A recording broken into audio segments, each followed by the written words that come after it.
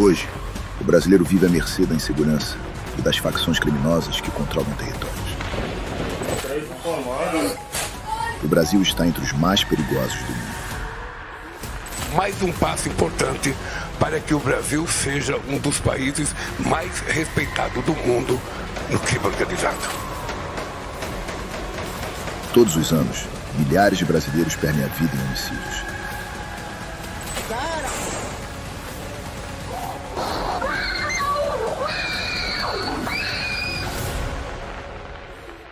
Eu não quero as Forças Armadas na favela brigando com bandido.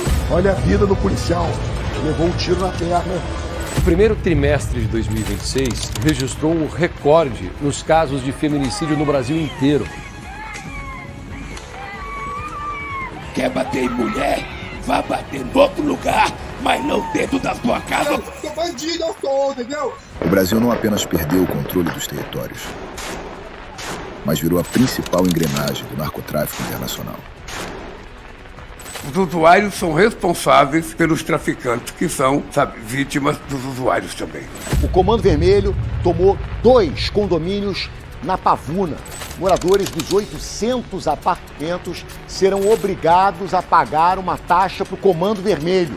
Eu estou muito triste hoje com a notícia de que o secretário, um tal de Marco Rubio, disse que os nossos criminosos aqui são terroristas. Nossos criminosos aqui.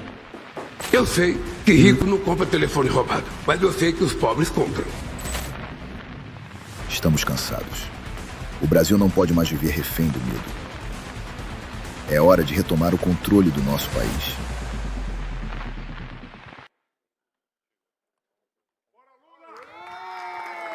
Bom dia. Bom dia a todos. Obrigado pela presença da imprensa. Infelizmente, esse não é um vídeo produzido em Hollywood, não é um vídeo feito com inteligência artificial. Esse filme aqui é o filme da vida real de milhões de brasileiros que não suportam mais tanta tolerância com um bandido, com um criminoso, e de termos sentado na cadeira de presidente da República alguém que a todo momento sinaliza para bandidos e esquece das vítimas. E o final desse filme nós conseguiremos mudar a partir de 2027, com leis mais duras, com investimento pesado em segurança pública por parte do governo federal e com um Congresso Nacional alinhado com a presidência que tem essa mentalidade de proteger quem precisa, de estender a mão para quem precisa de ajuda e de fazer com que esses marginais sejam severamente punidos. Porque prisão, infelizmente, não é lugar de ressocializar ninguém. Prisão é lugar para que esse tipo de marginal perigoso fique preso. Prisão é lugar de punição. E nós vamos recuperar os territórios brasileiros que hoje são dominados por narcoterroristas, começando pelas cadeias, aonde o governo também não está mais mandando. E para a gente conversar um pouco rapidamente, apresentar daqui a pouco 12 medidas urgentes, que são as mais prioritárias, que temos que fazer logo no começo do governo. Eu quero convidar aqui para estar comigo hoje 2 especialistas que me ajudaram bastante a construir o que as senhoras e senhores viram aqui agora. Queria convidar para vir aqui comigo o governador Sérgio Moro, por favor, governador do Paraná. Também queria convidar aqui, senador pelo Estado de São Paulo, Guilherme Derrite.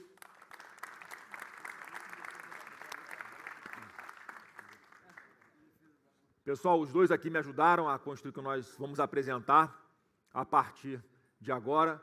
Sérgio Moro dispensa apresentações, o juiz da Lava Jato, alguém que tem a experiência em lidar, com o combate à lavagem de dinheiro, e vai conversar com a gente o que é que funciona e como serão os impactos do que nós veremos aqui no combate à impunidade.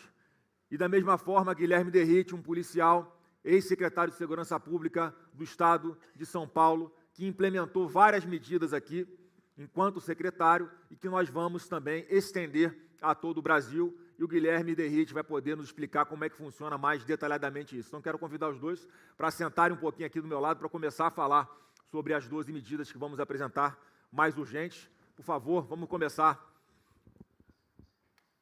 Pode passar o primeiro slide.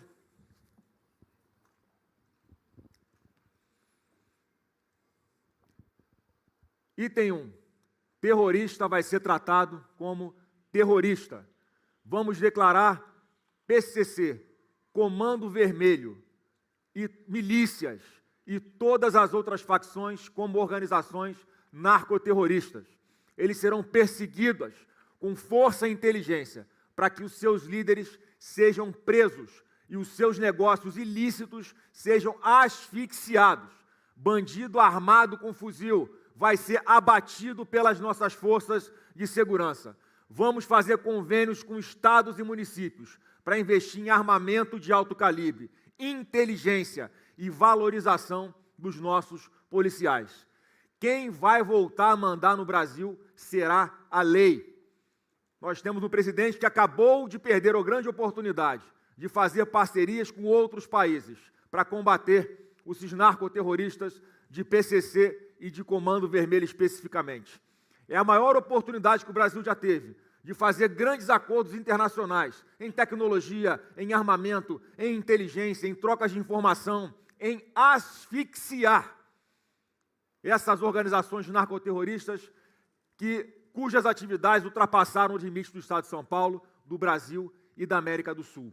Só é possível combater e asfixiar esse tipo de organização narcoterrorista com cooperação com outros países. E o Brasil, já que o Lula não faz, porque não tem coragem, ou porque é incompetente, ou porque é cúmplice dessas organizações narcoterroristas, a partir de 2027, não apenas CV e PCC, mas também milícias e quaisquer outras organizações que tenham esse modo de operação, de dominar territórios, de impor o medo coletivo, de usar barricadas para impedir o acesso a serviços públicos às comunidades, polícia, ambulância, entregas em domicílio, que tocam fogo em ônibus, que atiram em inocentes no meio, que estão passando no meio da rua, pessoas dentro do ônibus indo trabalhar, sendo alvejadas, como já aconteceu no Rio de Janeiro, por esse tipo de gente. Não dá para ter mais tolerância com esse tipo de marginal. E a partir de 2027 é assim que eles vão ser tratados, com a mão pesada e como organizações narcoterroristas. O próximo, por favor. Item 2. O crime do menor não é menor. O novo governo do Brasil vai apoiar e sancionar a redução da maioridade penal de 18 para 16 anos. E como tem uma PEC de minha autoria, a partir dos 14 anos de idade vai ser considerada a maioridade penal para os crimes chamados hediondos, os crimes mais graves, em especial como, por exemplo, estupro, tráfico de drogas, tortura, assassinatos. O Brasil não pode mais tolerar que marginais, escudados na sua idade cronológica, continuem praticando esses crimes tão violentos, tão chocantes, tão impactantes e destruindo tantas famílias brasileiras. O menor que comete crime como gente grande vai ser punido como gente grande. Item 3. Tropas de elite nas fronteiras. Hoje nós temos 16 mil quilômetros de fronteira seca aberta, o que significa, em média, um policial para cada 100 quilômetros. Esse liberou geral do Lula e do PT vai acabar. Nós vamos criar o Sistema Nacional de Fronteira, uma tropa de elite do Exército, da Marinha e da Força Aérea Brasileira, equipada com armas de guerra, inteligência e tecnologia, responsável por criar um paredão nas nossas fronteiras. Fuzis e drogas abastecem 100% das facções, serão interceptados por terra, pelos portos e pelo espaço aéreo. Nós vamos desorganizar o crime organizado, nós vamos asfixiar o crime física e financeiramente. E nós temos diversas polícias estaduais também, que fazem um grande trabalho de proteção das fronteiras. E o que a gente vai fazer é integrar as forças nacionais, como as Forças Armadas, as nossas polícias de âmbito federal, as forças policiais que atuam em defesa das nossas fronteiras, como o Derrite vai falar daqui a pouco, o exemplo bom lá do Mato Grosso do Sul, interligar haver de verdade uma cooperação entre as nossas polícias, incluindo as guardas municipais, que vão ser verdadeiramente potencializadas como polícias municipais. E com essa integração, com essa organização, com essa troca de tecnologia, com a unificação dos bancos de dados que nós temos espalhados e sem conexão por todos os entes federativos, nós vamos conseguir combater o crime organizado de verdade. Próximo item. 4. Mais presídios e menos bandidos soltos. O Brasil terá 5 novos presídios de segurança máxima no modelo adotado por El Salvador. Junto com os atuais 5 presídios federais, eles formarão um complexo federal de segurança máxima, para tirar o medo do cidadão e botar o medo no bandido. E esse programa vai se chamar, esses presídios vão se chamar Treva, exatamente para botar uma luz a favor do cidadão de bem e botar de verdade esses marginais perigosos, líderes de facções, nas trevas. Chefes de quadrilha e marginais de alta periculosidade serão tirados de circulação e isolados. Com isso, os bandidos vão deixar de controlar as facções criminosas dentro dos presídios, como ocorre hoje. Nós vamos recuperar esse território hoje perdido pelo Estado. Eles vão viver sem celular, sem visita íntima e com visitas monitoradas de advogados. Em parceria com os governos estaduais, vamos criar 500 mil de novas vagas no sistema penitenciário nos primeiros 4 anos de governo e zerar o déficit carcerário. Quem comete crimes graves vai entender que prisão é punição. E eu tenho a convicção de que a partir deste momento, em que nós mostrarmos para fora que quem cometer crimes graves, principalmente os cabeças dessas organizações narcoterroristas, vão ficar em isolamento, vão ter um tratamento de bandido, vão refletir que o mal que eles fizeram para tantas famílias brasileiras não vai se repetir, que ele vai mofar na cadeia. Eu tenho a convicção de que para fora a mensagem que vai passar é que o Brasil mais precisa. Nós vamos combater a impunidade, que é o grande combustível da violência no nosso país atualmente. Próximo.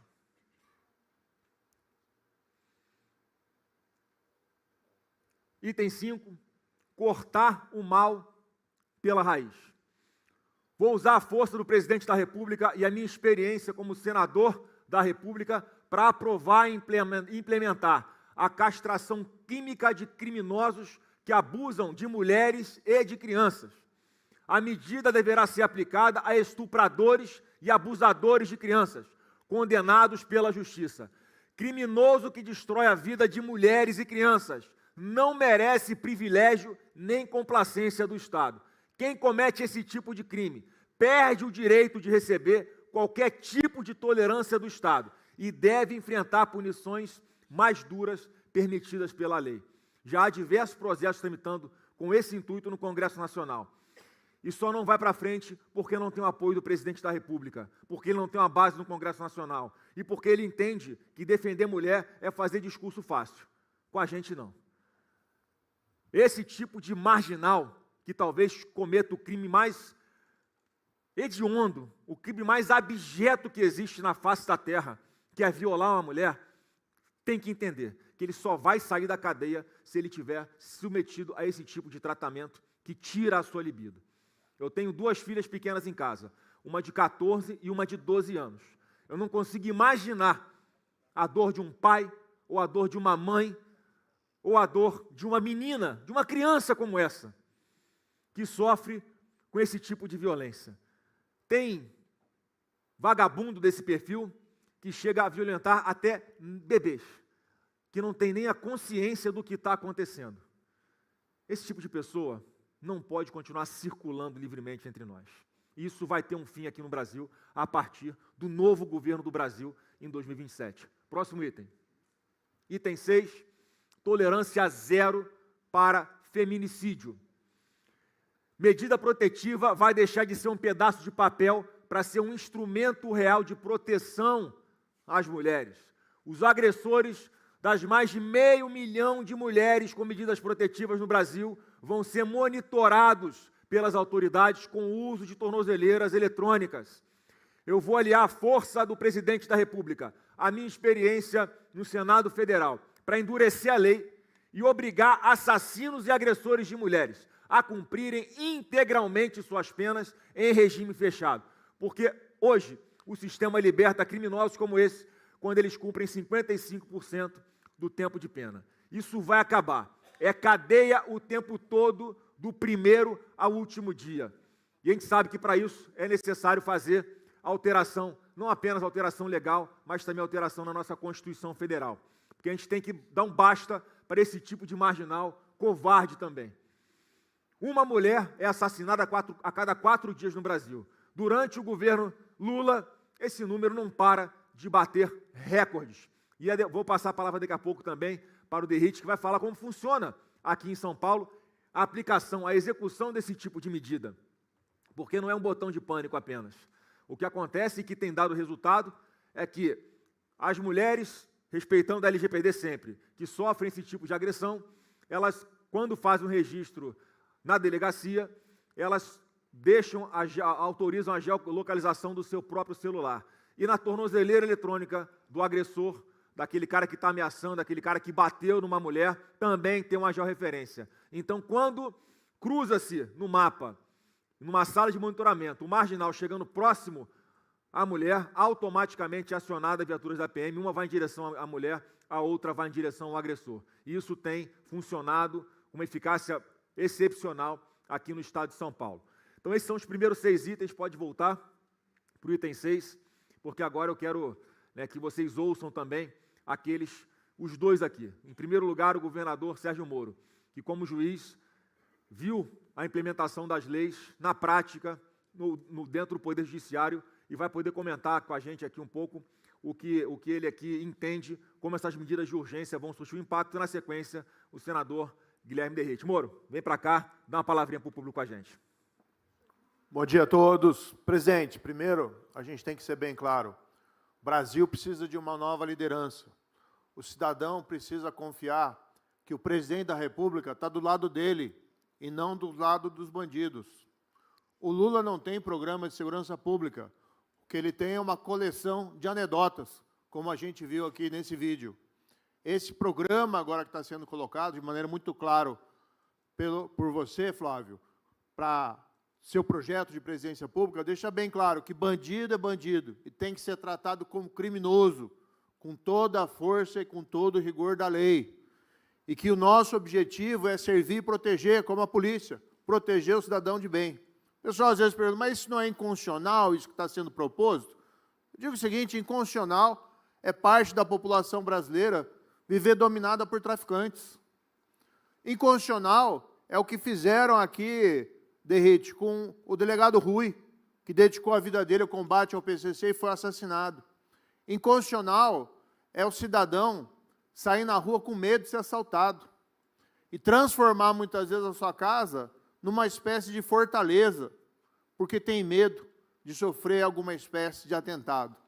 Inconstitucional é a mulher viver com medo, mesmo aquelas que obtêm uma medida protetiva, ter uma proteção insuficiente por parte da polícia, porque a lei muitas vezes impede de monitorar de maneira adequada quem está utilizando uma tornozeleira eletrônica.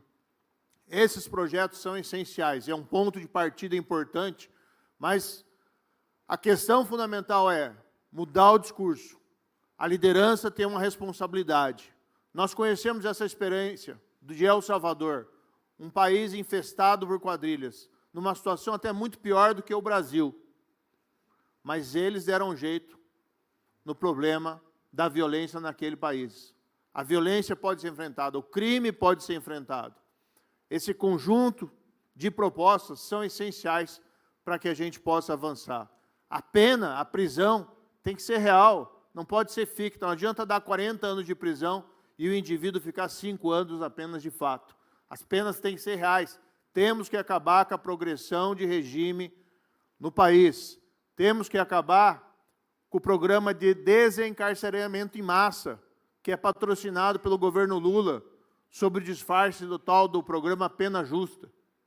Nós temos que proteger as nossas fronteiras. Flávio, eu criei, no governo do seu pai, Centro Integrado de Operações de Fronteiras, lá em Foz, colocando a Polícia Federal, Polícia Estadual, a Polícia de vários estados, Receita Federal, todo mundo trabalhando junto para ter informação, compartilhamento de dados. Estava funcionando muito bem. Nesse governo isso foi paralisado, as atividades foram recentemente suspensas. Como foi suspensa, contingenciada a verba, orçamento do Exército para fiscalizar as nossas fronteiras. Esse projeto, esse programa de ações integradas, aqui proposto pelo nosso pré-candidato à presidência da República, Flávio Bolsonaro, tem condições de virar esse jogo. O Brasil não está fadado a ser um país violento. O país não está fadado a ter cidadãos que vivam com medo. Por isso, isso tem que mudar. Todas essas propostas aqui, nenhuma delas é inconstitucional, todas passam no plano de validade. Aliás, como foi dito, o próprio projeto de castração química, tem vários projetos estupradores, que já tramitam com essas pautas aqui. Tem projeto para tudo isso aqui tramitando no Congresso. Tem projetos tramitando, nós votamos a favor desses projetos, mas existe uma força da Presidência da República que impede que esses projetos se tornem lei, como foi o veto do Lula sobre o fim das saídas temporárias nos feriados dos presos. O presidente trabalhou para que ele não fosse aprovado. Quando foi aprovado, ainda vetou, derrubamos o veto. Então você tem uma força no Brasil hoje operando, infelizmente, em favor dos criminosos e contra o cidadão de bem. Por isso nós precisamos, sim, de uma nova liderança, e esses pontos do programa têm que ser realmente ousados. O jeito que o Brasil está hoje, com população sendo dominada territorialmente por traficantes e por quadrilhas, isso sim é inconstitucional. Isso é negar àquela população o direito fundamental básico à liberdade, à propriedade, a viver em um governo de leis, e não em um governo de leis de traficantes. Isso sim é inconstitucional. E as propostas precisam ter essa ousadia, como essas que foram construídas pelo seu programa, Flávio, Brasil Sem Medo. Então, vamos junto e vamos para cima desses criminosos. Vamos embora que tem mais aqui ainda. Fica aí. Vai sentar lá, Moro. A gente pode construir um Brasil Sem Medo. Derrite, vem para cá. Você colaborou. Aqui não é a proposta ainda, né, de governo. São 12 medidas urgentes que nós estamos propondo, que precisam ser mais que imediatamente implementadas a partir do novo governo do Brasil. Aí eu queria que você só explicasse, detalhasse mais, Derrite. Você que, como secretário de Segurança Pública de São Paulo, você implementou esse programa de proteção às mulheres, né, com georreferenciamento, e também essa parte no combate ao PCC e à asfixia financeira deles. Dá uma esmiuçada para a gente, como um grande especialista que você é nessa pauta de segurança. Bom dia a todos, uma alegria estar aqui, uma alegria muito maior poder vivenciar esse momento histórico, ter um pré-candidato à presidência da República com chances reais de vitória, colocando como prioridade não número 1, número 0, ponto de partida, a segurança pública. Lamentavelmente, delegado Paulo Bilinski, delegado Olim, deputados aqui presentes, sargento Nantes, coronel Telhada, saudar os nossos deputados aqui, todos aqui, especialistas, nós chegamos nesse ponto trágico para o Brasil, e por isso que o nome do programa, acho que vocês acertaram, Brasil Sem Medo. Todo mundo aqui que tem a minha faixa etária, 40 a mais, brincava na rua quando era criança. E todos vocês, sem exceção, inclusive eu, nós temos medo de deixar os nossos filhos brincar na rua. Nós temos que voltar a entregar a rua para os brasileiros. Todo mundo tem medo de ser roubado, medo do crime organizado, medo da cooptação. Ser assaltado dentro de um ônibus, num ponto de ônibus, na rua, né, o seu filho não sabe se volta do colégio. A gente não pode se conformar, continuar vivendo assim, Derrite. Tem gente de grandes empresas, grandes bancos, que tem um protocolo, sai com um celular velho no bolso, para, se for abordado por um assaltante, entregar o celular velho. E, Flávio, eu tenho certeza que isso é possível fazer, da gente retomar e devolver a rua para os brasileiros, acabar com esse medo, porque quando nós assumimos o Estado de São Paulo, a Secretaria de Segurança Pública, com o governador Tarcísio de Freitas, e, claro, com a grande participação do prefeito Ricardo Nunes, falaram para a gente que era impossível acabar com a Cracolândia. E nós acabamos com a Cracolândia aqui no Estado de São Paulo, na cidade de São Paulo. Os 2 pontos de relevância. Primeiro, um sistema real que funcione de combate às fronteiras. Fronteira não é peneira. Então, usar as Forças Armadas, as polícias federais, tanto a Polícia Federal, a Polícia Rodoviária Federal, convênios com as polícias estaduais, acho que esse é o grande segredo, porque na negligência do governo federal, os estados criaram departamentos especializados, exemplo do DOF, Departamento Operacional de Fronteiras do Mato Grosso do Sul, que faz um grande trabalho, e o BPFRON no Paraná, que faz um grande trabalho, um batalhão especializado em fronteiras. Então, estimular, criar um sistema nacional de fronteiras, usando não só Forças Armadas, polícias federais, convênios com as polícias estaduais, mas tecnologia. Um batalhão de drones operando. Tá? A droga entra muito fácil no Brasil, e a principal fonte de receita do PCC, que é a maior organização criminosa do Brasil, é o tráfico e o tráfico internacional de drogas. Se nós temos o segundo, infelizmente o Brasil é o segundo maior consumidor de cocaína do mundo. Então existe um mercado interno muito grande. E o PCC, a partir de 2014, Fábio, passou a ser, Porto de Santos, lamentavelmente, o segundo maior exportador de cocaína do mundo, perde só para o Porto de Guayaquil, no Equador. O PCC começou a faturar... Bom lembrar que o Porto de Santos é federal. Competência da União. Fica em São Paulo, mas é competência da União. E não é culpa da Polícia Federal, que não existe um plano, não existe uma liderança olhando para esse ponto, entendendo que o crime organizado está faturando exponencialmente com isso. Então, essa questão de integração nas fronteiras, portos e aeroportos internacionais, evitar que a droga entre, evitar que a droga saia do nosso país, asfixiar financeiramente, e com o advento da lei antifacção, que trouxe inovações para a descapitalização de empresas, CNPJs, que fazem a lavagem de dinheiro do crime organizado. Foi a maior inovação, a ação civil de perdimento de bens, proposta pelo Ministério Público, o que muitos alegam erroneamente, falsamente, ou até desonestamente. A lei antifacção ataca quem está na ponta da linha e não pega os cabeças. Inclusive, nós estamos aqui na Faria Lima, e nós confiamos no mercado financeiro brasileiro. E nós temos a certeza que juntos nós podemos tirar essas fintechs de fachada, ou aqueles que usam o sistema financeiro para lavar o dinheiro do crime organizado. Eu quero aproveitar a sua fala para pedir a unidade aqui de todo o mercado financeiro, não apenas da Faria Lima, para nós nos unirmos para asfixiar financeiramente essas organizações narcoterroristas, o que prova que o que a gente está falando aqui não é para fazer uma política de segurança pública focada nas pessoas que são pobres, não, é para as pessoas que têm dinheiro também. Tem que ter uma unidade, uma união de todos nós para combater todos os tipos de crime, onde quer que eles aconteçam. E Flávio, só para linkar o item aí da fronteira, a droga, falando de Cracolândia, a droga vinha majoritariamente da Bolívia para a Baixada Santista. Na Baixada Santista ela fazia o refino, a mistura da droga, vinha para a favela do Moinho, onde era o bunker do PCC, por isso que foi uma ação multidisciplinar. Inclusive a Secretaria de Habitação teve uma participação fundamental na reta final.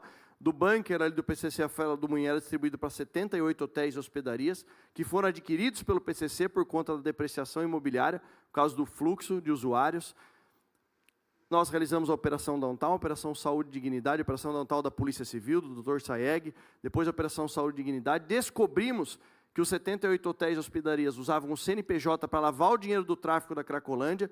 A Justiça, por solicitação da Polícia Civil, fechou os hotéis, bloqueou mais de 210 milhões de reais desses hotéis, que era um faturamento que não existia, na verdade era lavagem de dinheiro, e nós desmobilizamos todo esse ecossistema. No final ainda teve uma pseudo-líder comunitária, chamada Alessandra Moja, irmã do Léo do Moinho, que foi preso em Praia Grande pela Rota. A irmã dele tentou mobilizar o movimento do Moinho Resiste, evitando que os moradores aderissem a um programa do governo do estado para receber gratuitamente uma casa, um apartamento do CDHU. Na verdade, ela fazia parte do esquema do tráfico de drogas, porque ela foi presa menos de um mês depois na Operação Sharp. Eu fiquei sabendo também que tinha um movimento aqui apoiado pelo PT chamado Craco Resiste. Governos anteriores, prefeitos anteriores, teve um prefeito... Apoiando a Cracolândia, o PT apoiando a Cracolândia, não é possível. E nós conseguimos desmobilizar. Então, isso tudo está conectado com a abertura que existe nas fronteiras. A droga entra muito fácil. E esse sistema nacional de fronteiras será importantíssimo. E o outro ponto, que é um ponto que eu tenho um carinho muito especial, porque o Estado de São Paulo foi o primeiro Estado a realizar monitoramento de agressor de violência contra a mulher com tornozeleira eletrônica. Com o apoio dos deputados estaduais aqui presentes, nós criamos um aplicativo chamado SP Mulher Segura, na Secretaria de Segurança Pública. Esse aplicativo, a mulher, quando ela registra o boletim de ocorrência e ativa a localização, é linkado com a tornozeleira eletrônica do agressor. Eu tenho muito carinho, por isso que foi meu tema de dissertação do mestrado profissional. E no projeto piloto feito em São Paulo, 383 agressores de violência contra a mulher foram monitorados, dos quais 171 tentaram descumprir a medida protetiva. Ou seja, aquela medida protetiva que a gente via no noticiário, que a mulher tinha 11, 12, 15 medidas protetivas, e mesmo assim ela sofreu feminicídio, com esse programa isso acabou. Os 171 que descumpriram, nenhum conseguiu chegar perto da mulher, porque a viatura da Polícia Militar chegou antes. rompendo o ciclo da violência, rompendo o ciclo do Tem um feminicídio. detalhe importante nessa pauta, Derrite, que não vai estar aqui porque, mais uma vez, nós estamos tratando aqui, falamos de 6, vamos falar de mais 6 medidas urgentes que têm que ser adotadas imediatamente a partir do novo governo do Brasil. Mas tem muitas mulheres que sequer conseguem ir registrar um abuso por parte, né, do marido ou do namorado, muitas vezes por medo, muitas vezes porque não tem autonomia financeira para deixarem de depender desse covarde agressor. Então, aqui não estará tratado isso, mas estará num pilar mais para frente, que faremos exclusivamente de proteção e defesa de forma efetiva das mulheres, que são as casas da mulher brasileira, todo o acolhimento, todo o apoio, toda a orientação, todo o sigilo, todo o suporte financeiro, inclusive habitacional, para aquelas mulheres, né, que por algum motivo não estejam conseguindo se desvencilhar dessa situação de serem oprimidas e agredidas, né, por homens covardes. E o mais importante é que não depende de ação humana. Não desmerecendo os programas anteriores, como o botão do pânico, etc. e tal, que precisava de alguma ação humana da vítima ou de um terceiro para acionar a polícia. Isso já é linkado, usa inteligência artificial e a central de operações da Polícia Militar recebe o alerta toda vez que a medida protetiva é descumprida. Então, seguindo esse caminho, eu tenho certeza que nós vamos tirar esse medo que existe na população brasileira com tolerância zero contra o crime e acabando com a impunidade. Maravilha, obrigado, Derrite. Vamos dar continuidade aqui para a nossa parte final. O item 7, por favor. Acabar com a cocaína made in Brasil. Não plantamos coca nem produzimos cocaína, mas, sob Lula e o PT, o Porto de Santos se tornou um dos maiores exportadores de cocaína do mundo. Como o Derrite falou, o segundo porto que mais exporta a cocaína para o mundo. Nós vamos usar tropas especiais da Marinha para ocupar e monitorar de forma permanente os portos de Santo e de Paranaguá num primeiro momento. Traficante que resistir e enfrentar o Estado vai ser preso ou vai virar pó. Como foi dito aqui, fronteira não é peneira, seja por terra, por ar ou pelo mar, ou pelos rios, como acontece em especial na região da Amazônia. Então isso aqui é um programa que nós vamos sim, como são áreas da União, é preciso haver essa integração das forças de segurança, das forças policiais e das forças estaduais, com o uso de tecnologia, com integração, como acontece em diversos portos no mundo. Tem portos, como lá na China, que você não vê um ser humano em toda a área do porto, porque é tudo automatizado, monitorado, e é possível, quando se quer, escanear esses containers e fazer ter todo o aparato tecnológico e recurso humano necessário para evitar que os nossos portos continuem, infelizmente, tendo essa marca, um porto brasileiro, o segundo que mais exporta cocaína para o mundo. Então, vamos também botar um ponto final nisso. Próximo item, item 8, menos verbo, mais verba. O novo governo do Brasil vai, no mínimo, dobrar os investimentos federais em segurança pública. O blá blá blá ideológico do PT não traz resultados práticos. Dados do Ministério da Fazenda apontam que o governo federal destina somente 0,4% dos seus gastos à segurança pública. Assim, fica difícil, de verdade, combater o crime. Quem tem que viver em paz é o cidadão de bem, não as facções do mal. Não se combate o crime há 4 meses de uma eleição, com um discurso fácil e fazendo apresentação de PowerPoint, como faz o Lula e o PT, depois de 18 anos no poder, passando pano para bandido. Aproximadamente 17 bilhões de reais estão sendo destinados para a segurança pública por parte do governo federal. A nossa meta inicial é dobrar, mas com certeza, se houver necessidade, nós vamos ampliar isso, Moro, porque é importante o apoio financeiro, sim, como o Derrite colocou, financiamento para as polícias estaduais e municipais, de esquadrões com drones, equipamentos de tecnologia, armamento. Agora, no próximo mês, eu vou estar lá em Duque de Caxias, onde a Guarda Municipal está sendo formada pelo prefeito Netinho Reis, com uma disciplina, com a tecnologia, com a capacitação para o uso de armamento, e vai fazer um trabalho integrado com a Polícia Militar do Estado do Rio de Janeiro. Então, não adianta o Lula, nas vésperas agora da eleição, anunciar um pacote de 10 bilhões de reais, que ninguém sabe como tem acesso, não tem organização de nada, ou seja, não vai funcionar. 10 bilhões de reais é menos do que só o Estado do Rio de Janeiro gasta em segurança pública por ano, é quase a metade. Quer dizer, esses 10 bilhões para o Brasil inteiro não são absolutamente nada, parece apenas uma narrativa que ele quer contar para fora de que está fazendo alguma coisa pela segurança pública quando não está. Não à toa, em 2022, quando ele foi declarado presidente da República, os presídios ficaram em festa. O Brasil não verá essa cena de novo em 2026. Próximo item, por favor. Luz, câmera, prisão. Vamos implantar a Muralha Brasileira, um sistema nacional de reconhecimento facial integrado a bancos de dados criminais, inspirado no Smart Sampa da Prefeitura aqui de São Paulo. Quero dar os parabéns ao prefeito Ricardo Nunes por esse programa, né, que é fantástico, super bem avaliado. E também no Muralha Paulista, do governador do governo do Estado, dando os parabéns aqui também ao governador Tarcísio de Freitas. Além de localizar foragidos e prevenir crimes, vamos vigiar portos, aeroportos e áreas públicas com mais de 1 milhão de novas câmeras espalhadas por todo o país. Bandido não vai ter mais aonde se esconder. Esse número de 1 milhão de câmeras, que a gente está sugerindo aqui inicialmente, há uma estimativa, né, Derrite, de que existam cerca de 4 milhões de câmeras em todo o Brasil, que são voltadas para as ruas, para as áreas públicas. E aqui eu estou me referindo não apenas àquelas que são financiadas e operadas pelas prefeituras ou pelos governos do Estado, mas também pela iniciativa privada, pelo comércio, pelos condomínios. E qual que é o grande pulo do gato aqui, que falta hoje em dia? É a integração. Como o Derrite conseguiu fazer aqui, com o apoio do governador Tarcísio, eles conectaram toda essa base de imagens, de dados, numa nuvem, esse arquivamento financiado pelo poder público, para que houvesse ali, de forma voluntária, havia uma adesão dos particulares que quisessem aderir, entravam na plataforma e autorizavam acesso às câmeras que tinham as imagens voltadas para as ruas, nunca para dentro, né, da parte privada, porque isso feriria a LGPD. Mas com isso foi possível você aumentar muito essa grande área de cobertura dessas câmeras.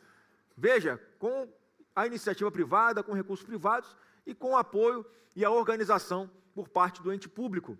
E aí, o cruzamento disso junto com os bancos de dados, com reconhecimento facial, verificando quem tem, por exemplo, mandado de prisão expedido, certamente nós criamos uma grande área de cobertura para evitar a impunidade. Quer falar, Derrite? Faça um comentário. Só para complementar, senador, para criar o programa Muralha Paulista aqui em São Paulo, eu fui para Nova York conhecer o Fusion Center da NIPD. E eles evoluíram muito depois do 11 de setembro. Lá, são mais de 77 mil câmeras só na cidade de Nova York, e a grande sacada deles lá foi o seguinte: 75% já existia, já era do privado. Como o senador pontuou aqui, estima-se que no Brasil nós tenhamos aí quase 4 milhões de câmeras de monitoramento espalhadas pelas ruas, só que elas estão dispersas. Não posso ter uma câmera e um homem, um ser humano olhando, necessidade de ação humana. A conexão do Muralha Brasileira é um sistema um software de inteligência artificial que vai confrontar com a nossa base de dados. Foi o que nós fizemos no Muralha Paulista. Convênio com o Smart Sampa, antes do convênio com o Muralha Paulista, porque quem detém a informação é o Estado de São Paulo, de procurados pela Justiça. Carros roubados e carros furtados é o Estado. Nós criamos o acordo, o convênio, todos os municípios praticamente assinaram.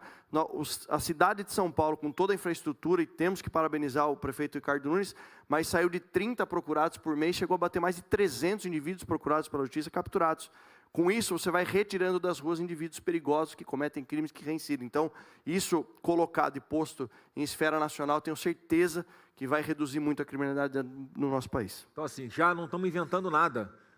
Estamos pegando a experiência de onde deu certo, e essa área de cobertura, em especial, são grandes corredores, né, de cidadãos, são locais de interesse turístico, locais como rodoviárias, aeroportos, estádios, ginásios, grandes praças, grandes áreas de circulação de comércio popular. Então, é possível, sim, a gente ampliar os olhos da lei sobre os criminosos. Próximo item. Item 10. Auxílio às famílias das vítimas, não dos bandidos.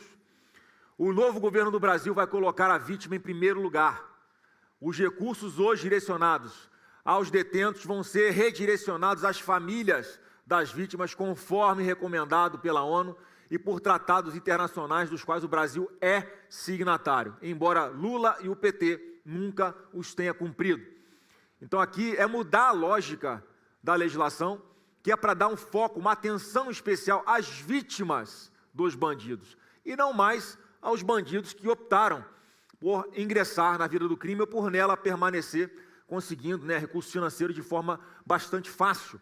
Então, a gente não vai mais tolerar esse tipo de situação e nós vamos implementar também experiências, como eu vi lá em Santa Catarina, com o governador Jorginho Melo, em que aqueles presos que são de menor periculosidade, há uma parceria do sistema penitenciário junto com empresas para que possa haver a qualificação deles e para que eles, com o seu próprio trabalho, paguem a estadia deles nos presídios. Então, o povo brasileiro, o contribuinte brasileiro, vai parar de sustentar a hospedagem desses marginais nos presídios. Como é que funciona lá? E nós pretendemos aplicar a todo o Brasil. Uma parte vai para ele pagar a estadia dele, os custos que o Estado tem com a sua permanência lá, com o seu isolamento, com a sua prisão. A outra parte vai para a família da vítima ou a própria família do preso. E a outra parte fica guardada para quando esse preso sair, ele ter acesso a um dinheiro que está lá guardado para que ele tenha um novo início de vida e que ele tenha aí mais dificuldade ou tenha menos vontade de voltar para a vida do crime. Então, é possível sim, mas nesse caso, eu reforço, são aqueles criminosos de menor periculosidade. Criminosos de grande periculosidade é isolamento, é sem saidinha, é sem visita íntima, é contato com advogado monitorado e isolamento total para que parem de dar ordens de dentro dos presídios para levar o terror às ruas do povo brasileiro. Próximo item, item 11, sem desconto para a barbárie. Hoje, 4 em cada 10 presos soltos após o cumprimento da pena ou libertados por progressão de regime voltam a cometer crimes. Por isso, o novo governo do Brasil vai usar toda a sua força para acabar com a progressão de regime de quem comete crimes hediondos. Para isso, nós precisamos mudar a nossa Constituição, vamos precisar de um Congresso, de um Senado, de uma Câmara integrada por parlamentares que nos apoiem nessas pautas. Quem tirar uma vida vai cumprir integralmente a sua condenação para proteger a sociedade e para que os bandidos entendam de uma vez por todas, antes de cometerem os seus crimes, que aqueles que desafiarem a lei vão mofar na prisão. No Congresso Nacional, o Derrite relatou o projeto de lei antifacção, que hoje é a lei antifacção, e nós aprimoramos na Câmara e também no Senado alguns gargalos, alguns ralos, melhor dizendo, que existiam por onde os marginais usavam essas brechas legais para conseguirem sair da prisão o quanto antes. Então, 2 coisas importantes que nós mudamos lá. Uma foi a audiência de custódia. Pelo texto atual da lei, o juiz, na hora de decidir quando alguém é preso em flagrante, se ele vai ter liberdade provisória ou se ele vai ser mantido preso, vai considerar uma espécie de habitualidade criminosa desse marginal. Então, aquele marginal que rouba celular todo dia, é preso e é solto na audiência de custódia no dia seguinte, ou às vezes no mesmo dia, e no mesmo dia ele é preso de novo pelas nossas polícias. Quando a pessoa, ainda que não tenha uma sentença transitada em julgado, esteja respondendo a vários inquéritos por cometimentos reiterados de crime, o juiz vai ter oportunidade de mantê-lo preso sim, e ninguém melhor que o Moro para complementar aqui o que eu estou e aprofundar o que eu estou falando. Por favor, Moro.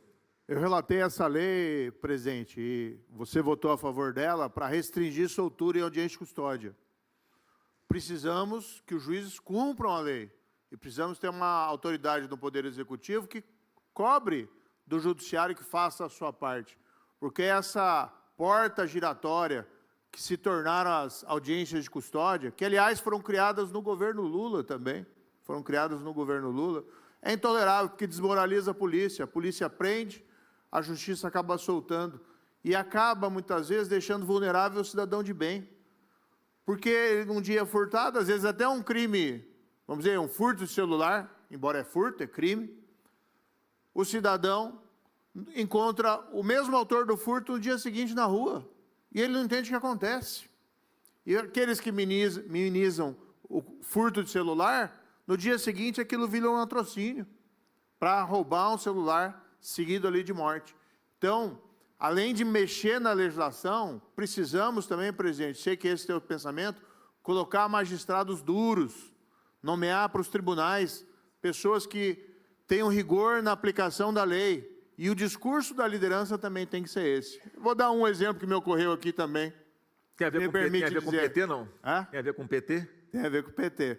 Dá para fazer uma pergunta aqui para todo mundo? Eu duvido que a maioria das pessoas, acho que ninguém sabe o nome do ministro da Justiça e Segurança do governo Lula. No governo do seu pai, todo mundo sabia. Agora ninguém sabe, porque não tem programa, porque não tem projeto. E o Lula, na verdade, em relação ao crime, o que a gente viu, só tem anedota. Então a gente tem que mudar esse quadro. Eu lembro de um ministro da Justiça que hoje está no Supremo, que entrou numa favela no Rio chamado Complexo da Maré, onde é o berço do Comando Vermelho, sem segurança, sem polícia. É muito estranho, porque nesses lugares normalmente só se entra quando tem acordo com o tráfico. E quando a mais alta autoridade do país na área de segurança pública, o ministro da Justiça, faz isso, olha a mensagem que passa para a tropa, né, amor? Você conseguiria entrar naquele lugar sem polícia? Olha, eu sou o único ministro da Justiça e Segurança Pública ameaçado pelo PCC no país, porque no governo do seu pai a gente teve a liberdade de ir para cima desses criminosos e isolar o PCC. Obrigado, Moro. E a outra parte que eu falei aqui, a segunda parte... Ô, Flávio, deixa eu interromper. Por favor, vamos embora. Não, isso tem que ser lembrado. Vem. Não, o ano de 2019 foi o ano que as lideranças do primeiro comando da capital estavam isoladas, claro, já contidas, principalmente no presídio de Presidente Venceslau, na Penitenciária 2, mas foi naquele ano que o ministro da Justiça e Segurança Pública recebeu nos presídios federais e isolou e fez com que houvesse a neutralização, a desarticulação dos líderes, de Marcola. Tem que ser falado isso. Foi graças ao, na época, ministro Moura, presidente Bolsonaro, que os líderes do PCC foram isolados. Foi nessa época que veio a público aquele áudio em que, quando chegou o presidente Bolsonaro, um marginal, não lembro quem era, no Marcolas, falou assim que com o PT nós tínhamos um diálogo cabuloso, agora nós não tem mais com o Bolsonaro. Foi isso? Foi isso. Foi monitorado isso e, de fato, era um governo no qual o crime organizado estava na defensiva, que é exatamente o oposto do que a gente vivencia hoje.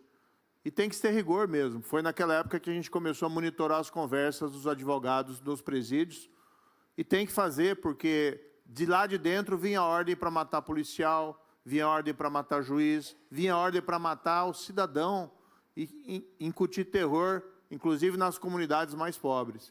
Tenho certeza, presidente, que com você lá na cadeira, o discurso e a prática vão voltar a ser o que eram antes desse governo leniente com a criminalidade. Com certeza vamos trabalhar muito para libertar as pessoas que moram nessas comunidades mais pobres, desses marginais que impõem um verdadeiro governo paralelo e o terror à vida dessas pessoas. Então o ponto é mudar a Constituição para a gente ou acabar, ou reduzir, ou aumentar bastante o período de cumprimento de pena para que tenha direito a algum benefício como progressão de regime. E a outra coisa que eu acho muito importante, que mais uma vez existe projeto no Congresso Nacional, que o novo governo do Brasil vai apoiar, é desfazer o que fez Dilma Rousseff.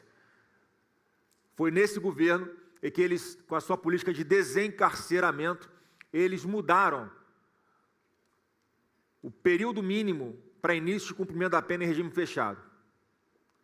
Traduzindo, antes do governo Dilma, uma pessoa que fosse condenada a 4 anos de prisão ou mais, começava a cumprir a sua pena em regime fechado. O que o PT fez? Passou isso para 8. Então, a partir de um governo do PT, quem fosse condenado a 8 anos de prisão é que começaria a cumprir o seu regime, a sua prisão em regime fechado. E aí diversos crimes que são graves hoje, como milícia, os milicianos começaram a ser condenados a 4, 5, 6 anos de prisão, portanto, nem ficando preso, já inicialmente começando a cumprir as suas penas em regime semiaberto ou até aberto muitas vezes. Então a gente tem que mudar a legislação, os nossos pré-candidatos aqui a deputado federal e ao Senado, precisamos do apoio no Congresso Nacional para voltar a fazer com que a condenação a partir dos 4 anos de prisão já inicie em regime fechado. Isso, sem dúvida alguma, vai tirar de circulação muito bandido perigoso, incluindo, o próximo item, que são os ladrões de celular. Próximo item, por favor. Quem não entrar na linha vai ser desligado da sociedade. Ao contrário do que diz Lula, que ofende os brasileiros mais humildes, dizendo que pobre não gosta de comprar celular roubado, ou dizendo que pobre gosta de comprar celular roubado. Pobre compra parcelado em 12 vezes, não é que compra celular roubado, não. Compra parcelado porque não consegue pagar à vista, porque são pessoas honestas e trabalhadoras, não são bandidos, receptadores, não, Lula. Por isso, o novo governo do Brasil vai jogar duro com quem rouba, furta ou comercializa celulares roubados. Criminoso que for pego roubando celular não terá progressão de regime ou terá que cumprir uma parte muito maior da sua pena para ter, por exemplo, o direito ao livramento condicional. Mas vamos discutir a mudança na Constituição. Quem furta ou revende um aparelho fruto de crime vai ter a pena inicial quadruplicada, também sem benefícios. Muitos brasileiros perdem a vida em roubos de celular. Vamos acabar com essa indústria do crime e do assassinato que Lula e o PT decidiram proteger. Aqui é mais uma alteração legal muito importante que nós vamos ajudar a ser aprovada no Congresso Nacional. Hoje, o furto de celular ou a receptação de celular, né, ou seja, a venda de um celular que tem origem ilícita, a pena mínima é 1 ano de detenção. Portanto, você não vê as pessoas que furtam celular sendo mantidas presas. E aqui tem um detalhe técnico que não é pequeno, é importante, porque a gente está acostumado a falar, o povo entende, roubo de celular. Não existe um tipo específico de roubo de celular. O roubo de qualquer bem tem a pena inicial de 6 anos de prisão. Então, quem rouba um celular, o que é um roubo, gente? É mediante grave ameaça ou mediante uma violência. Aquela arma na cabeça para roubar o celular, essa é uma punição que começa com 6 anos. O furto, o que o judiciário considera hoje, é aquele cara que passa de bicicleta, toma o seu celular e vai embora. Isso é considerado um furto e não um roubo. Ou quem pega um celular sem a outra pessoa ver. Só que a diferença, gente, para um furto de celular, entre um furto de celular e um assassinato por causa de um celular, é uma fração de segundo. É o bandido não ir com a sua cara. Portanto, um furto de celular tem que ser punido severamente também. Por isso a nossa proposta aqui de quadruplicar a pena inicial para furto de celular. Com isso, qualquer marginal que furtar um celular, a pena mínima a qual ele vai ser submetido no judiciário é de 4 anos, e com a alteração legal que nós vamos propor de início do cumprimento da pena em regime fechado, a partir da condenação com 4 anos de prisão, significa que alguém que furta um celular hoje vai ficar preso inicialmente.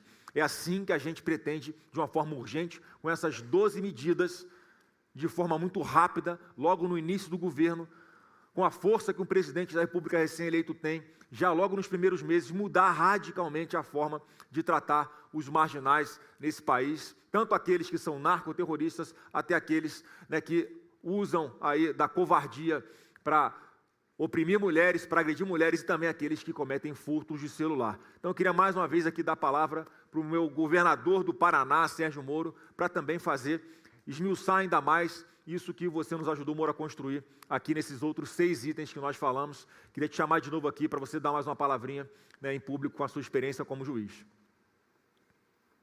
Eu fui 22 anos juiz, tive a Operação Lava Jato, que é mais conhecida, tive vários casos envolvendo crime de colarinho branco, mas lidei também com quadrilhas de grandes traficantes de drogas. Tive processos, por exemplo, como contra a quadrilha do Fernandinho Beiramar e contra ele mesmo.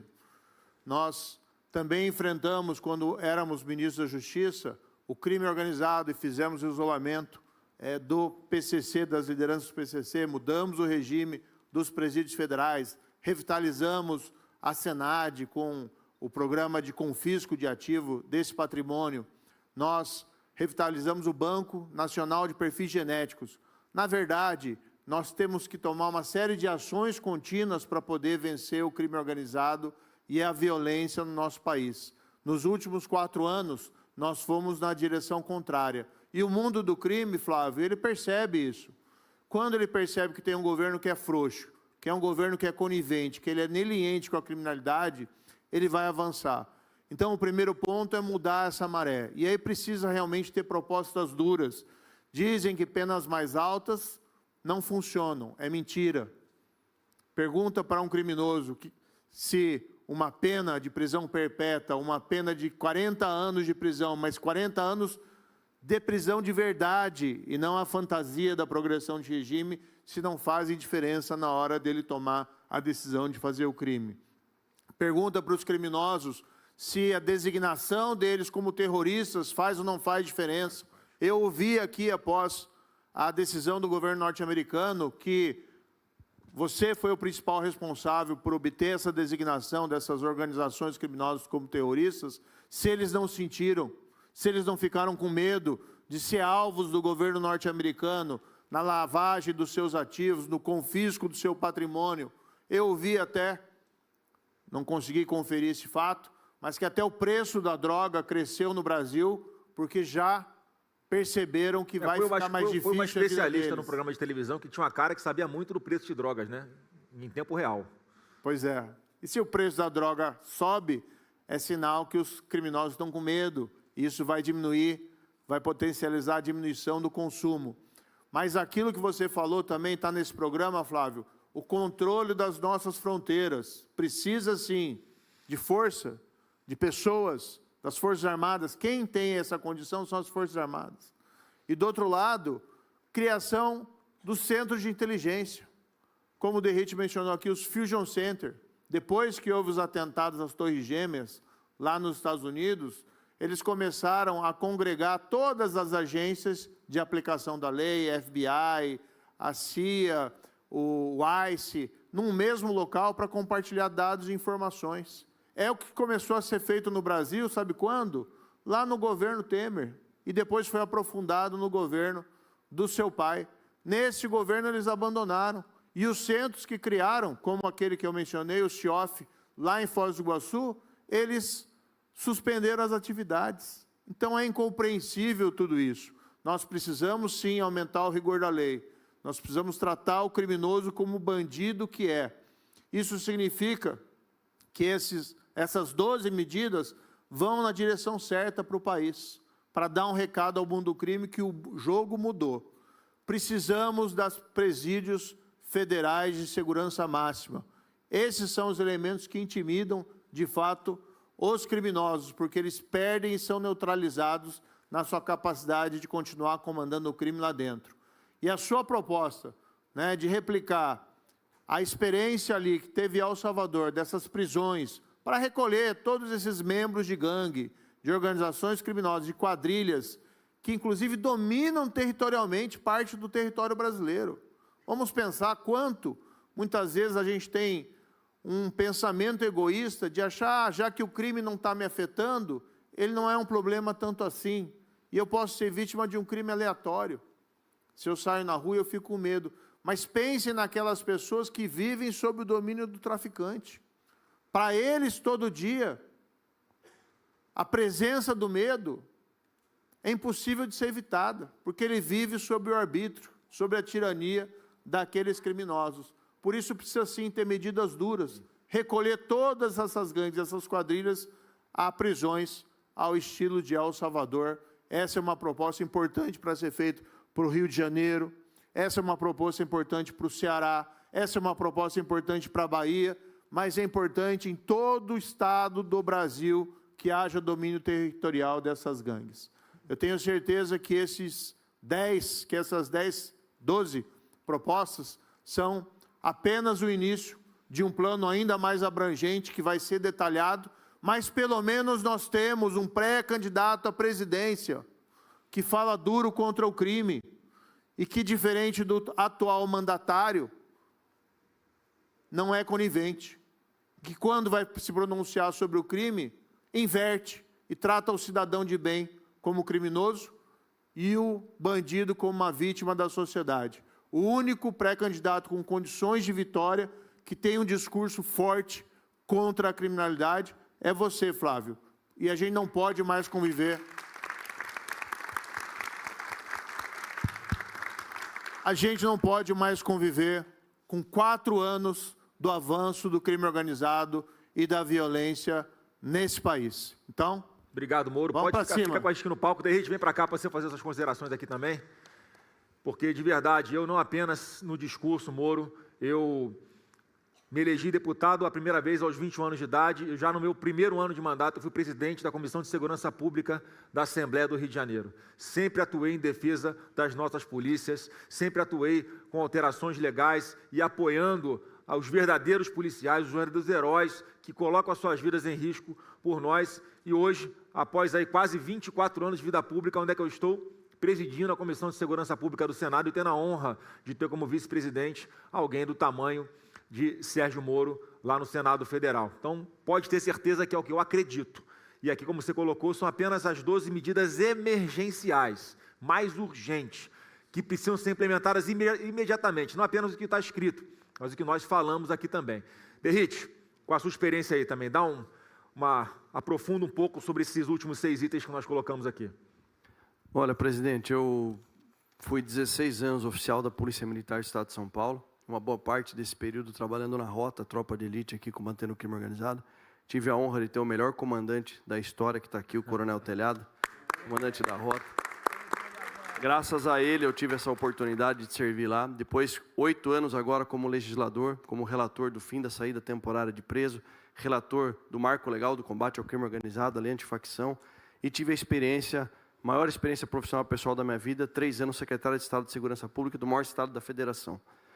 Então, isso que foi colocado aqui é um sonho que vire realidade, porque independente de todos os crimes que nós falamos, os mais bárbaros, estupro de crianças, feminicídio, tráfico internacional de drogas, todos eles são fomentados por uma coisa chamada impunidade, a certeza da impunidade. O que permeia todos esses crimes é que o criminoso no Brasil, ele não tem a dúvida, ele tem a certeza da negligência da lei, da fragilidade da lei, por isso que ele continua a vida delituosa.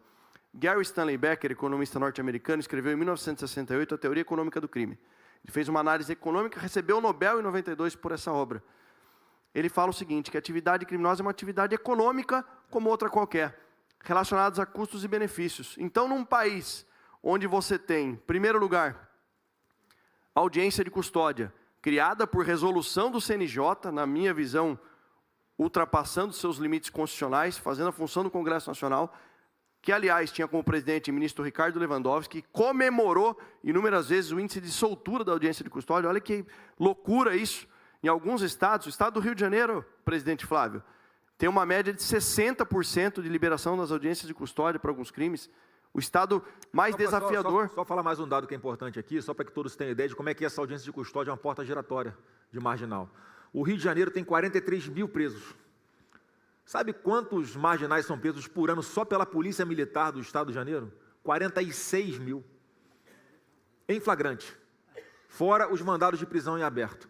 Você imagina se não tem muito vagabundo solto pela rua e que tem que ser preso para ser retirado do convívio social? Então eu faço um desafio aqui para se alguém acertar. Quantos criminosos foram presos em 2023, 24 e 25 no estado de São Paulo? Somado tudo? Os 3 anos. Contando o PT?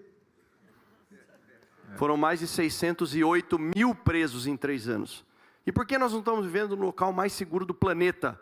O estado de São Paulo aumentou exponencialmente a prisão, mais de 40 mil armas apreendidas. Olha que loucura isso.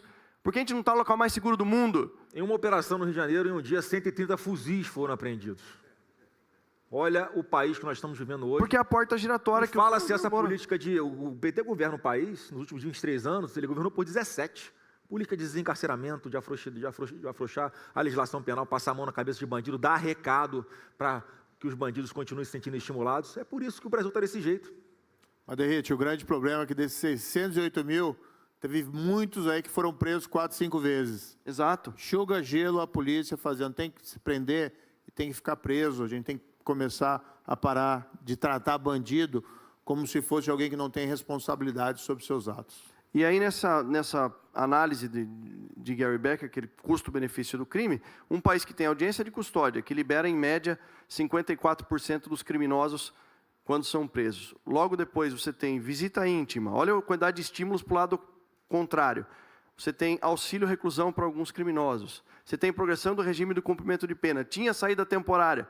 Para crimes novos, não, mas para os criminosos antigos tem ainda. Dia 21 de abril, no feriado, o BAEP de Ribeirão Preto prendeu um criminoso e tinha uma condenação de 182 anos a serem cumpridas, recebeu o benefício da saída temporária, porque foi preso 24 vezes pelo crime de roubo. A banco! Não é um roubo, não, está roubando bolacha no mercado, furtando. Nós tivemos ontem, Flávio, lamentavelmente, um latrocínio de um policial militar da reserva, do sargento Saraiva, o cabo Saraiva do 4º BAEP. Um dos criminosos que cometeu latrocínio contra ele, aliás, quero registrar aqui, parabenizar a Polícia Civil do Estado de São Paulo, o delegado Olinda, o doutor Bilinski, vocês que fazem parte, porque prendeu em menos de 12 horas um dos criminosos. Mas o outro criminoso que está foragido foi preso 3 vezes por roubo e 1 vez por tráfico. Nós temos que acabar com a impunidade no país. O indivíduo que é preso, condenado a 12 anos, tem que ficar 12 anos preso. Só para lembrar, Derrite, quando nós aprovamos o fim das saidinhas temporárias, demos o nome dessa lei de Lei Sargento PM Dias, um policial militar do estado de Minas Gerais, que foi assassinado por um marginal desse que não tinha saído durante esse benefício e não havia voltado para a cadeia. Então, a gente tem que acabar também com esse grande incentivo, esse grande combustível para o cometimento de crimes que marginais perigosos já provaram, né, que acabam reincidindo em grande parte das vezes. Presidente, quero propor a 14ª medida. Obrigado. Porque a 13ª, vamos pular uma. Importante. Ou vamos colocar a 13ª para combater a corrupção daí. Pode ser. Aí pode é temático, né? A 14ª, vamos pensar copiar aquela legislação de 3 condenações, você está fora. É 40 anos. Né? Eu acho que é uma boa medida. Vamos lá, o Congresso Nacional já está convocado aí para aprovar. E com todo respeito a quem acha que isso é um exagero, pergunta para a população. 88% da população que vive nas comunidades aprovou a operação contenção porque não aguenta mais. E só tem um pré-candidato e futuro presidente, se Deus quiser, que tem capacidade e coragem para fazer o que precisa ser feito, para que a gente tire o Brasil desse medo. E essa pessoa, esse líder é o senador e futuro presidente Flávio Bolsonaro. Obrigado, Derrite. Obrigado, Moro.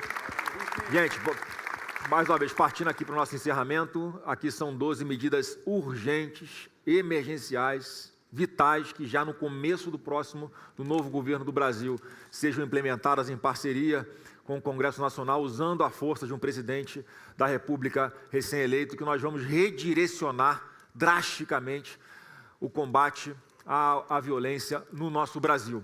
E, como eu disse há poucos dias, esse plano aqui é uma péssima notícia para o PCC, para o Comando Vermelho e para o PT, que hoje está tendo um dia pior ainda, porque o PT da Bahia acaba de ser implodido pela Polícia Federal com a operação contra o líder do governo do PT no Senado Federal, Jacques Wagner. Isso é um alento de que a impunidade vai ser combatida e, como nós sempre dizemos, o cerne de todo esse problema era o PT da Bahia e agora começa a vir à tona. Então, um péssimo dia, Derrite, um péssimo dia, Moro, para o Comando Vermelho, para o PCC e também para o PT. Bom dia a todos.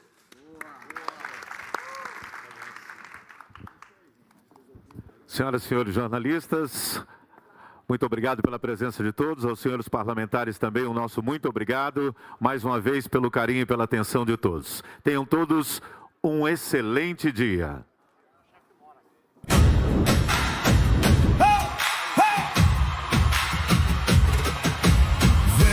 Mostra a tua força, mostra o teu coração. Na lida, na rua, no mesmo bordão. É a esperança que embala cada canto dessa nação. Vai! Vem com fé, pode sonhar. Vem com fé, pode acreditar. Vem com fé, que o Brasil vai melhorar.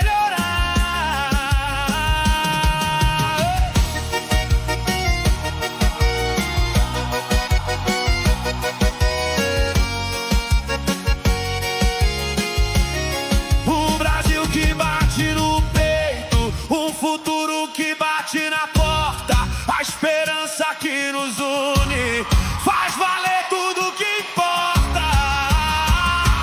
Vem com fé, pode sonhar. Vem com fé, pode acreditar. Vem com fé, que o Brasil vai melhorar. Vem com fé, pode sonhar. Vem com fé, pode acreditar. Vem com fé, que o Brasil vai melhorar.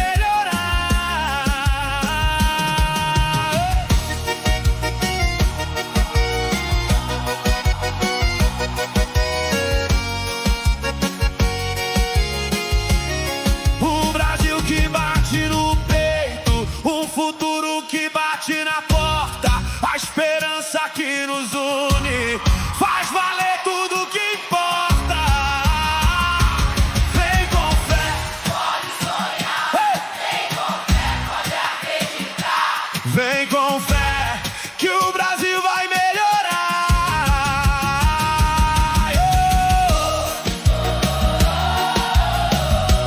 Vem com fé, que o Brasil vai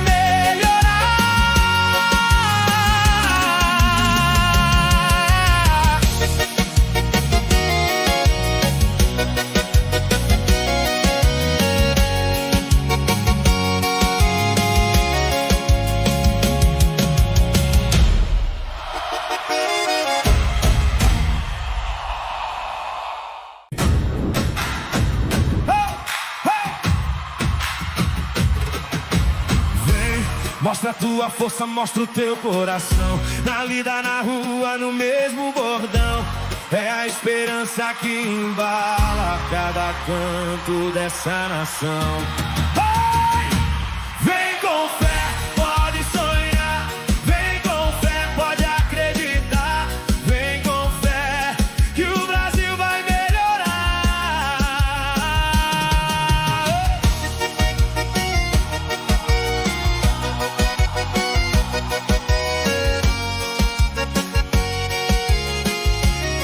Um Brasil que bate no peito, um futuro que bate na porta, a esperança que nos une, faz valer tudo que importa.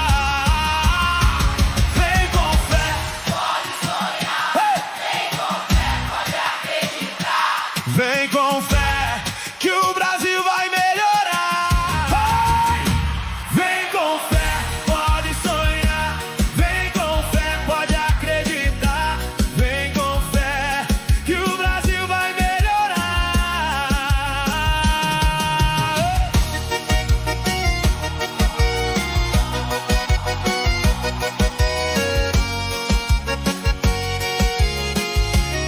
Um Brasil que bate no peito, um futuro que bate na porta, a esperança que nos une, faz valer tudo que importa. Vem com fé, pode sonhar. Vem com fé, pode acreditar. Vem com fé, que o Brasil vai melhorar.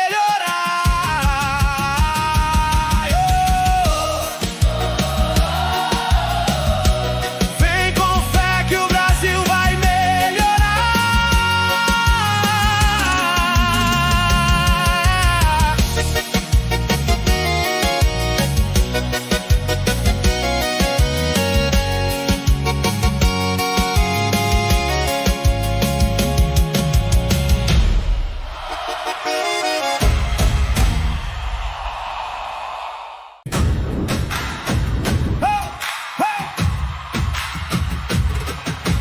Vem, mostra a tua força, mostra o teu coração. Na lida, na rua, no mesmo bordão. É a esperança que embala cada canto dessa nação. Vai! Vem com fé, pode sonhar. Vem com fé, pode acreditar. Vem com fé, que o Brasil vai melhorar.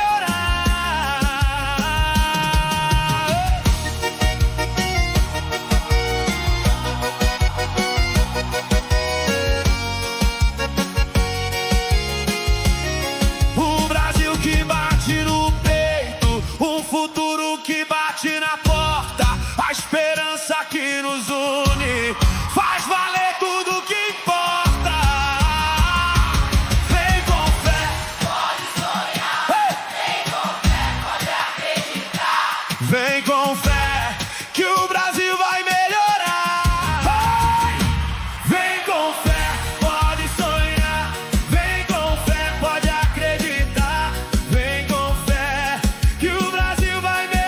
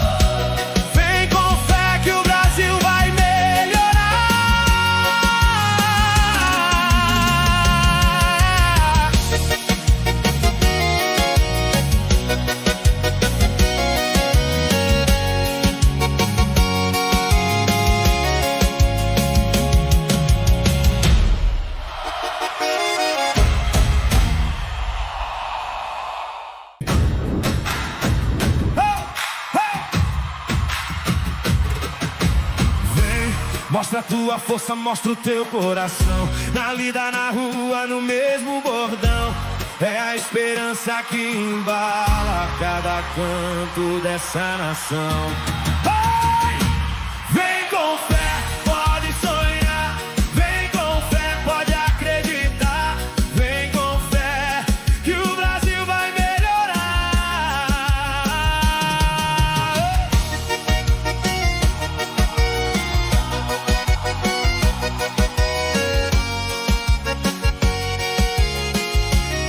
O Brasil que bate no peito, um futuro que bate na porta, a esperança que nos une.